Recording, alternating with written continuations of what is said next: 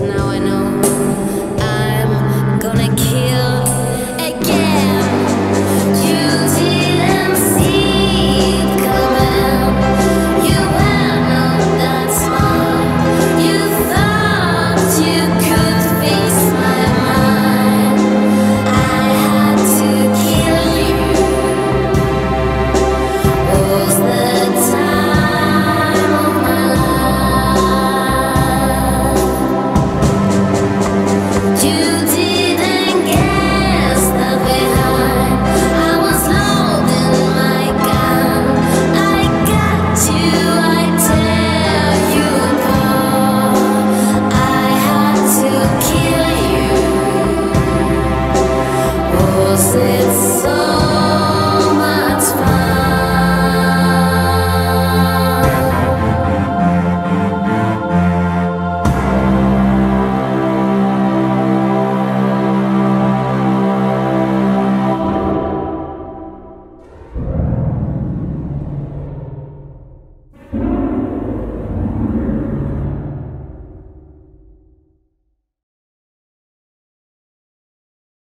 Olá, seja bem-vinda, bem-vindo e bem-vinde ao Lar da Agatha. Esse é o meu vídeo resenha para o livro Ladykiller's Profile, Belly Gunness. Vamos começar dizendo que essa capa é linda, pelo amor de Deus, olha essa capa. Não, sério, olha essa capa. E atrás também é muito bonita, enfim. A parte da diagramação da Darkseid é absurda, né? É muito linda, o livro é muito bonito mesmo. Tem bastante ilustração linda, incrível. Eu acho maravilhoso o trabalho, o capricho da Darkseid e eu fico muito encantada. Estou muito encantada com esse livro aqui desde o momento em que ele foi anunciado. Então na hora que eu comecei a minha leitura, eu já fiquei assim, meu Deus, belíssimo esse livro é. Só falta agora ele ser muito bom. E de fato ele é muito bom. Para quem não conhece, a Darkseid já lançou Ladykillers, Assassinas em Série, e lá traz várias psicopatas. Se eu não me engano são 14 assassinas em série, acho que 14. E lá fala um pouco da história de cada uma, de uma forma mais resumida, onde consegue num livro só, a autora Tori Telfer condensa 14 histórias num único volume. Agora no Ladykiller's Profile, a proposta é trazer a história de uma assassina por vez. Cada assassina ser retratada numa obra separada para que a gente tenha uma ficha completa sobre o caso, todos os casos que envolveram ela. Esse livro foi escrito por Harold Shatter, que é o mesmo autor que escreveu Anatomia do Mal, que também foi lançado pela Darkseid, e aqui ele destrincha todo o caso Belly Gunness. Se as minhas pronúncias estiverem erradas, sinto muito, eu não sei como pronuncia Belly Gunness ou Harold Shatter, é difícil, né? A história da Belly é muito confusa porque ela era norueguesa e aí ela se mudou para os Estados Unidos. A história toda acaba se passando em Indiana, nos Estados Unidos. Ela se mudou pra lá, então não existe muitos registros do passado dela, da criação dela. Não existe muita coisa detalhada que a gente pudesse analisar a fundo para poder entender essa construção que foi feita da psicopatia dela. Mas o autor dá o máximo de detalhes possíveis do que foi encontrado a respeito da Belly, para que a gente possa entender um pouco mais da confusão do circo que esse caso se tornou. Eu tenho que ler porque eu não sei nem pronunciar o nome que ela usava antes, né? O nome que ela tinha lá na Noruega era Brynhild Paulsdatter Storset, não sei, era um negócio desse tamanho. Então depois, quando ela se mudou para os Estados Unidos, que ela foi para Chicago, ela adotou o nome de Bella Patterson e depois ela mudou para Belly Gunness. E assim foram as alterações. E ela teve seus primeiros maridos, 2 primeiros maridos, e ela seguiu viúva na sua fazenda lá em Indiana. Mas o que aconteceu com esse marido dela? Esse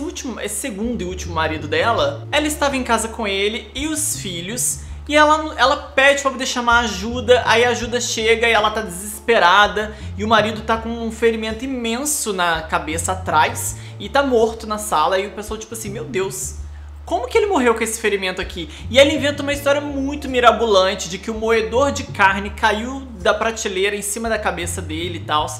A história foi ficando cada vez mais absurda, quanto mais vezes ela contava, mais o pessoal achava estranho, mas no fim das contas não deu em nada. Ficou aquela sombra de dúvida, mas a Belly saiu, escapou desse crime, que foi o provável assassinato que ela cometeu do seu marido. do seu segundo marido no caso. Depois dali ela se tornou a viúva que ficava na fazenda, cuidando da fazenda sozinha. A Belle já tinha, sei lá, seus 40 anos mais ou menos, ela ainda estava ali viúva, cuidando das coisas dela. Mas naturalmente o serviço de fazenda exige uma mão de obra extra, porque é muito puxado. E ela ainda assim era muito firme, ela era muito forte, ela era uma mulher muito troncuda, muito forte, ela conseguia fazer o trabalho braçal muito bem sozinha, mas algumas coisas ela precisava de ajuda, então ela estava sempre contratando algum rapaz que estivesse precisando de um emprego. Muito solista, o que ela fazia? Ela botava anúncios no jornal. Gente, o Tinder na época era no jornal. Botava lá no anúncio: sou viúva, tenho uma fazenda aqui, não quero cuidar sozinha, você quer cuidar junto comigo? E ela botava assim. E assim ela conhecia pretendentes e conversava com eles.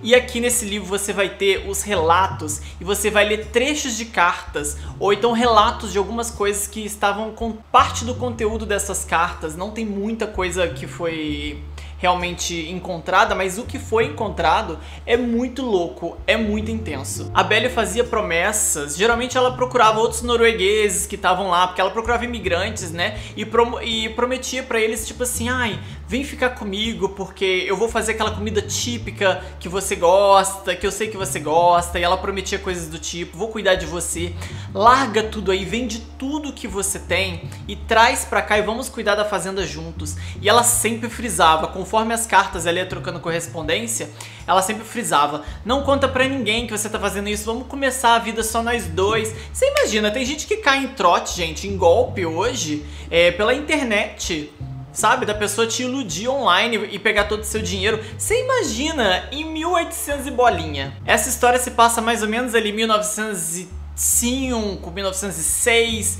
mais ou menos ali bem no início dos anos 1900, e a Belle vai conquistando seus pretendentes assim. Uma coisa que é muito assustadora é que tem casos, igual por exemplo, ela tava correspondendo com um cara há mais ou menos um ano ou mais de um ano, sabe? Ele sempre inventava uma história depois, tipo: ah, eu tô indo, mas no verão eu fiquei agarrado por causa de não sei o que. Aí no inverno eu fiquei agarrado por causa de não sei o que, não sei o que. E ela sempre solícita, ela sempre assim, educada e paciente: claro, meu amor, quando você resolver tudo, eu serei toda sua. E aí, tipo, o cara tava lá: nossa, eu acho que eu arrumei a mulher da minha vida. Não sei o que cargas d'água acontecia, os homens tudo aceitava e ia. Quando eles chegavam, eles logo começavam ali a ajudar ela na fazenda, mas durava muito pouco. Era só o tempo do dinheiro ser convertido pro banco da cidade e ela ia com o cara no banco da cidade, sacava o dinheiro todo em espécie, levava o dinheiro pra casa e misteriosamente esse cara sumia depois.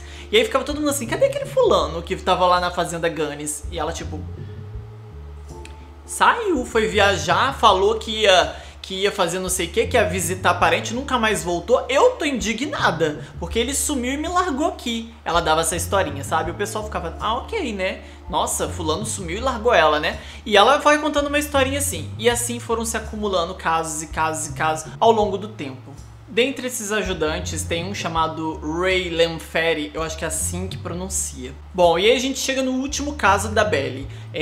Ela tava ali de rolo com o Ray, e os dois estavam... ele estava trabalhando pra ela estava fazendo visitas noturnas. Ele relatava, não somente ele, né? Segundo relatos, ela conquistava esses homens, levava pra casa, tinha um quarto separado apenas pra eles, porque eles ajudavam na fazenda, eram como se fossem funcionários dela, né? E aí esse cara do momento que estava contratado, ela só tava com promessas de: ai, vamos nos casar, a gente vai se apaixonar, mas fica aí no seu quarto. E ela fazia visitas noturnas e que ela fazia um bom atendimento. E aí, depois que ela pegava o dinheiro do cara, o cara sumia. E o pessoal ficava assim: gente, cadê aquele homem que tava na fazenda da Belle Gunnis? E aí ela falava tipo: nossa, ele sumiu, ele falou que ia visitar um parente, nunca mais voltou e me largou aqui. Eu fiquei sem nada aqui na fazenda, sem ajuda. Ai. Aí o pessoal falava assim: muito estranho, né?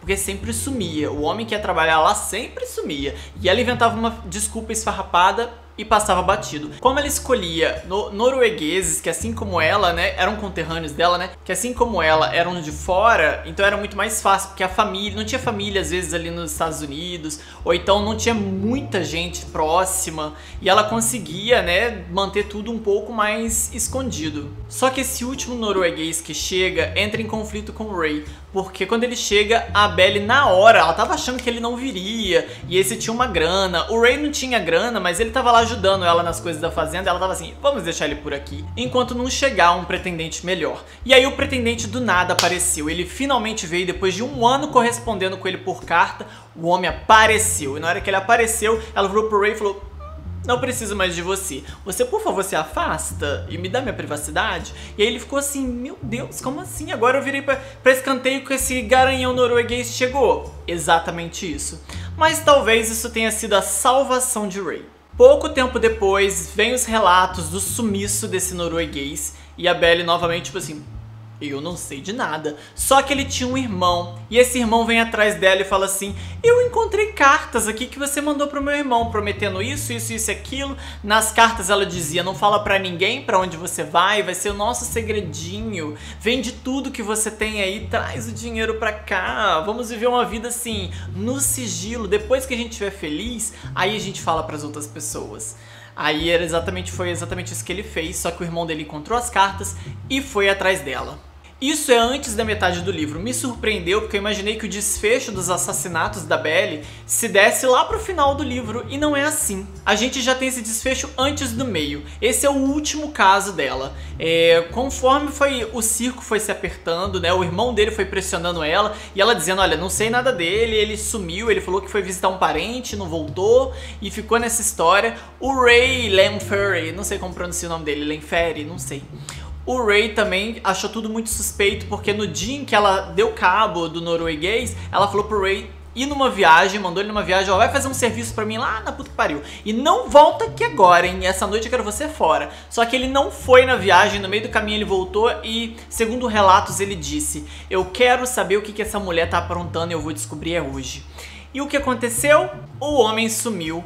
Passou-se um tempo, e tá ali um tempinho, tá esse desaparecimento, um circo se apertando, ela arrumou outro pretendente, levou outro pretendente pra dentro de casa, e ficou com esse pretendente lá ajudando ela na fazenda, e ela saindo falando pra todo mundo que o Ray tava querendo atacar ela, que ele tava perseguindo ela, que não sei o que. E aí ela não conseguia, ela queria provar na justiça que ele tava louco, esse ex-funcionário dela, né, que é o Ray. Porque aí ela quis separar dele totalmente, qualquer vínculo. E aí ele, aparentemente... O problema é que esse caso é muito nebuloso, né? Muito disse-me-disse, então assim, é muito confuso. Aparentemente, eles tiveram algum tipo de afastamento com a chegada do norueguês, e depois disso a Belly já começou a anunciar aos quatro cantos que o Ray tava perseguindo ela, tava ameaçando a vida dela. Ela tentou provar na justiça que ele era louco, não conseguiu, o juiz não deu a causa pra ela. Os médicos atestaram que ele não é louco, o Ray não era louco, mas ela conseguiu uma medida preventiva que chama, não lembro como chama, uma restrição, que ele não poderia chegar no local, ele não poderia se aproximar da fazenda dela numa certa distância, e ela começou a denunciar ele, falando, ele tá aqui, tá olhando as minhas janelas e tá querendo me matar. E ela começou a levar ele pro tribunal e vencer, ela sempre vencia. Ela venceu umas 2, 3 vezes, fez ele preso, fez ele pagar as custas judiciais, dizendo que ele tava perseguindo ela. E ele, assim, tentando provar que não estava perseguindo ela. Num determinado caso, ela foi pra justiça falar, ó, ele está invadindo a minha propriedade, ele quer me matar. O juiz inocentou ele nesse caso, porque ele conseguiu provar com o álibi que ele não estava nem perto da fazenda dela no momento em que ela disse que ele estava. Como a Belly, a gente quanto leitor, sabendo todas as coisas que ela fez, fica muito difícil saber se ela estava dizendo a verdade ou não. Aparentemente não, ela estava mentindo para afastar ele por algum motivo que a gente não sabe o que é. Aí vem o grande mistério desse livro aqui. Agora eu vou deixar vocês encucados com essa história e agora vocês só vão descobrir isso na hora de ler. Mas o que acontece? Aí eu falei isso e acabei contando. Vou contar apenas o que aconteceu ali antes do meio do livro e vou abrir um grande questionamento que foi o que me deixou boca aberta para poder descobrir o restante do livro, essa história, como que ela foi resolvida. Ou se foi resolvida ou não. Com esse novo pretendente na casa, o norueguês morto, desaparecido, o Ray na cola dela, A casa da Belly pega fogo. A fazenda pega fogo de madrugada. Esse cara que é o inquilino dela atual relata que ele acorda, sei lá, 3 da manhã, tossindo com aquela fumaça dentro de casa, consegue escapar. Quando ele consegue escapar, ele busca ajuda, ele tenta entrar na casa e salvar a Belly e as crianças, que ela tinha 3 filhos nesse momento. E ele tenta resgatar, não consegue. Em 2 horas a casa está no chão. Porque casa de madeira nos Estados Unidos, né? O fogo dominou na fazenda e pegou tudo. E a casa estava no chão em poucas horas. Foi encontrado o corpo das 3 crianças dela, amontoados, perto da porta do porão. E o corpo de uma mulher em cima, que supostamente é a Belly, em cima das crianças. A partir dali fica o mistério. Belly Gunness foi assassinada ou ela se matou? O incêndio, quem cometeu esse incêndio? Ela avisou pra todo mundo que o Ray tava tentando matar ela, que ele tava perseguindo ela, que não sei o que, não sei o que. Ela anunciou isso a 4 cantos e ela fazia questão de falar isso toda vez que ela passava perto dele num armazém, alguma coisa assim. Ao mesmo tempo, no dia anterior ela comprou muitos galões de querosene. Era querosene ou outro líquido? Vamos dizer que é querosene. Ela comprou muitos galões e levou isso pra casa. E aí fica o mistério. Ela se matou, matou os filhos, botou fogo na casa porque ela estava se sentindo pressionada pela investigação tanto da polícia quanto do irmão do norueguês? Será que ela sentiu a pressão do Ray em cima dela de alguma forma? Mas ela é uma mulher tão fria, que tinha feito tantas coisas, teria se matado sobre essa pressão, sendo que ela já passou por pressões antes? Ray teria cometido o assassinato, matado ela, botado fogo na casa dela como ela estava anunciando que uma hora ele faria? Fica aí o questionamento e você pode ter certeza que vai ter um questionamento. A gente vai acompanhar nesse livro aqui o julgamento completo do Ray, porque virou a sensação. E não só o crime virou a sensação por causa da fazenda dela incendiada.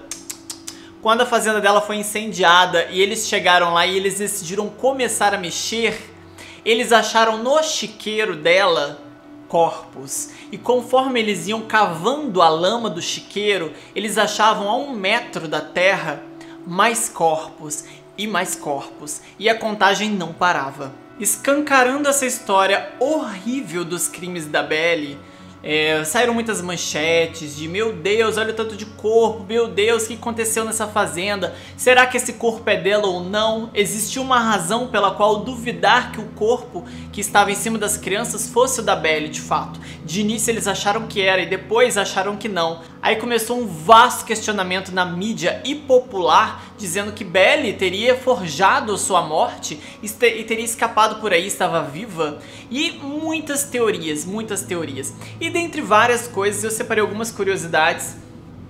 Uma delas é esse anúncio no jornal que dizia o seguinte: essa assassina em massa atraiu suas vítimas ao seu destino por meio de anúncios em um jornal casamenteiro ou por agências matrimoniais. Com a ajuda dessas agências fraudulentas, assassinou mais pessoas do que qualquer outro ser humano.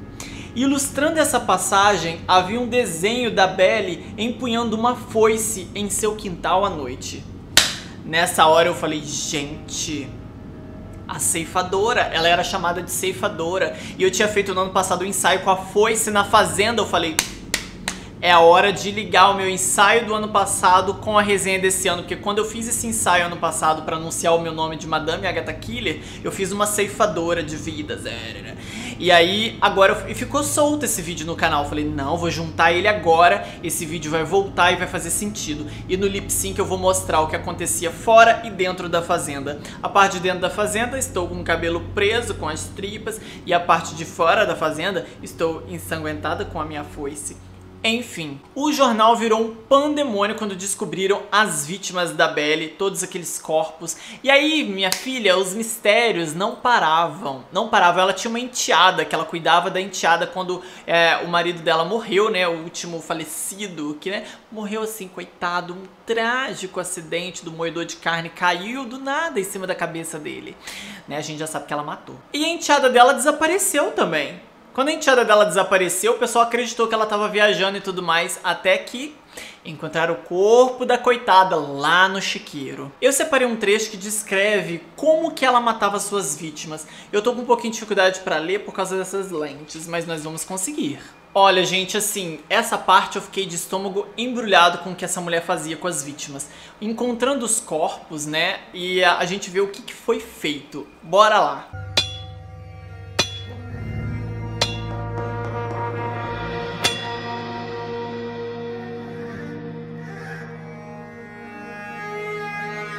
Após fazer uma última refeição envenenada, a vítima de Belly experimentava uma morte agonizante. Empunhando uma machadinha ou um cutelo, ela daria fim ao seu sofrimento infligindo vários golpes no crânio. Então arrastava o corpo para ser esquartejado em seu matadouro. Isso era no porão dela. Quando a cabeça e os membros fossem removidos do tronco, ela empacotava as partes separadas em sacos, arrastava-as para o chiqueiro, despejava-as em uma vala e adicionava cal para acelerar a decomposição. Quantas vítimas tiveram esse destino é outra pergunta sem resposta. No entanto, na categoria assassinos mais prolíferos, as primeiras 12 edições do Guinness Book estimaram um total de 28 vítimas. O maior número de assassinatos atribuído a uma assassina contemporânea, na época, né? Querida, pesado. E aqui descreve o que ela fazia. Ela cortava aqui para arrancar os braços, bem perto do ombro. Ela cortava logo acima do joelho para poder retirar a parte das pernas, né? A parte de baixo das pernas. Ela ia desmembrando. Ai, que horror! Essa mulher era muito fria. Essa mulher era muito fria. Outra parte que é extremamente bizarra nesse livro, nessa história, é que isso virou um circo. Na hora em que descobriram esses corpos, vocês imaginam a multidão de gente que foi chegando na fazenda pra ver a Fazenda Matadouro, pra ver o matadouro da Belly Gunness, e as pessoas falavam coisas horríveis e elas iam fazer excursão pra ir lá ver. Estimava-se pro fim de semana, pro sábado, cerca de 10 mil pessoas. E chega na hora H eles erraram a estimativa porque foram 15 ou 20 mil pessoas pra visitar a fazenda. E assim, você pensa que tipo, visitar depois de um tempo pra ver a fazenda? O povo ia lá na mesma semana. Os corpos exumados do chiqueiro estavam no celeiro. Eles improvisaram um necrotério no celeiro e o povo fazia fila pra ir lá dentro do celeiro ver, fazer visitação. É bizarro, eu vou ler um trecho de tão bizarro que é pra vocês o comportamento da sociedade, porque aqui a gente pode falar da assassina, fez coisas horríveis, mas vamos falar da nossa sociedade também. Um ambiente festivo reinava na fazenda. Comentaristas de jornais compararam a cena com uma feira agropecuária, um playground e um parque de diversões dominical.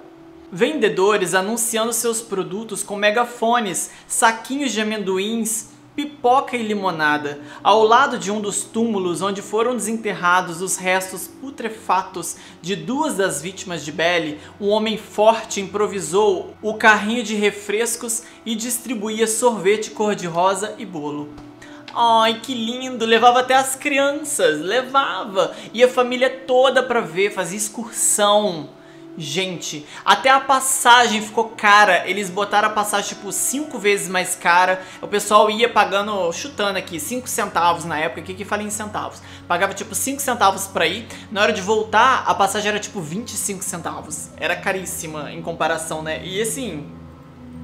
bizarro, o escandaloso fim de semana da Fazenda Gunness não foi apenas notícia de capa em todo o meio oeste, mas o tema de moralização generalizada. Por 2 semanas os jornais exploraram alegremente a tragédia.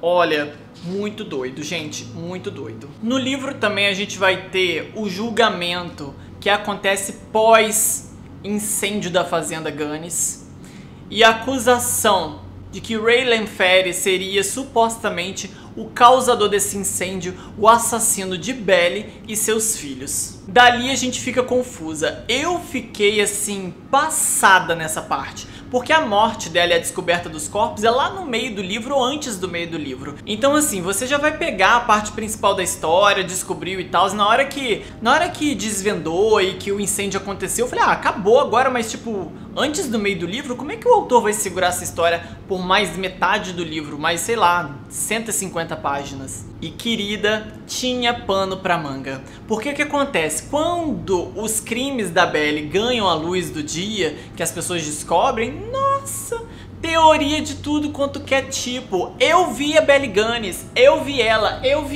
ela passou aqui. A polícia já não dava conta, porque era tipo assim, ela estava em 25 lugares ao mesmo tempo, segundo o relato das pessoas. Todo mundo, ai, eu escapei das mãos dela porque eu recebi propostas dela. Virou assim aquela sensação. E a sociedade tende a isso, né, ao fascínio. Olha eu aqui, ó, fascinada pela história de crime dela. Mas é tudo muito assustador porque os relatos não paravam. E você chega a um ponto de...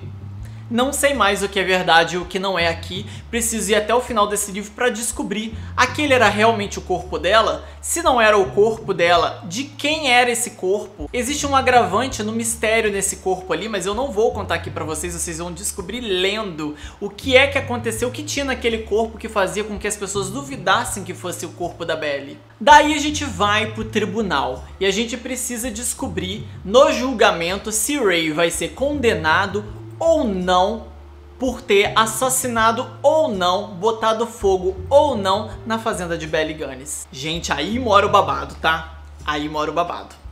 Porque no julgamento muitas coisas vêm ao ar, muitas coisas. Bom, pra encerrar os spoilers dessa resenha e tudo mais, porque assim, gente, tem muita coisa. O julgamento do Ray é intenso, você vai ter que ler pra descobrir se aquele corpo era da Belly ou não, se não era, de quem era, que foi essa confusão, ele é culpado ou não, ele foi cúmplice dela em alguma coisa ou não, o que era essa rixa entre os dois, e tudo isso, já aviso, é extremamente nebuloso e suposto, sabe? É muito disse-me disse, relato daqui, relato dali, não existiam provas concretas, então eles deixam claro no julgamento dele que é circunstancial, porque não tinha como, ainda mais naquela época, os registros, e não tinha esse registro de muita coisa. Hoje em dia você vai lá no DNA, câmera de segurança, tá no Instagram, no WhatsApp, o povo pode ter tirado uma foto, registrado um momento, alguma coisa, um GPS que ajude, qualquer coisa que ajude. Em 1906 ou 1907, querida, nada disso. Então você vai ter que ler pra descobrir toda essa história nos detalhes. Não li muita coisa aqui pra vocês. Outras pessoas que fizeram parte da vida dela, possíveis vítimas, como que tudo aconteceu, como que era o modus operandi dela. Essa descrição minuciosa desses crimes você vai encontrar nesse livro aqui. Mas eu vou encerrar com a frase final do livro, que não é um spoiler, mas que é um dos meus momentos preferidos. Eu achei o encerramento perfeito, onde o autor compartilha o seguinte. Ele fala: deixo as últimas palavras sobre o assunto para o editor da Laporte Weekly Herald, que era sei lá, uma revista, alguma coisa assim, que as escreveu no dia do veredito do Ray Lamphere. Depois saiu o veredito dele, se foi feito ou não, se ele era culpado ou não, não vou dizer. O jornal publicou, a revista publicou a seguinte frase: o mistério que paira sobre as operações assassinas da Sra. Gunness talvez nunca seja totalmente dissipado.